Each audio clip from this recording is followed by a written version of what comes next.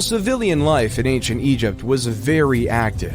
The lowest social class consisted of peasant farmers who did not own the land on which they worked on or the houses in which they resided. The monarch, members of the court, nomarchs, and priests owned the land. To begin the day, peasants would say, "Let us work for the nobility." Peasants were virtually always farmers, regardless of what other trade they practiced. They cultivated and harvested their crops, giving the majority to the landowner while keeping part for themselves. Most had private gardens, which the ladies maintained while the men worked in the fields.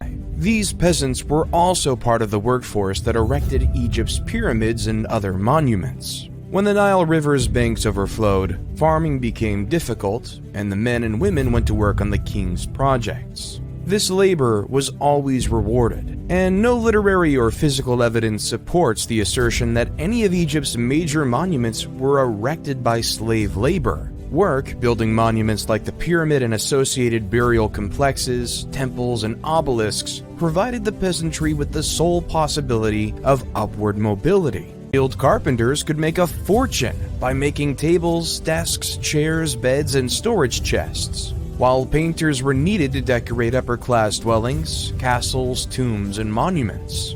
Brewers were likewise held in high regard, and breweries were occasionally controlled by women. They appear to have been operated on by females in early Egyptian history. Beer was the most popular beverage in ancient Egypt, and it was commonly utilized as a kind of recompense. 3 times a day, workers on the Giza Plateau were given a beer ration. The deity Osiris was said to have provided the drink to the people, and breweries were overseen by the goddess Tenineh. Marriages were more secular than religious in ancient Egypt. The parents planned the majority of weddings in any of the classes. Girls were often married at the age of 12, and boys at the age of 15.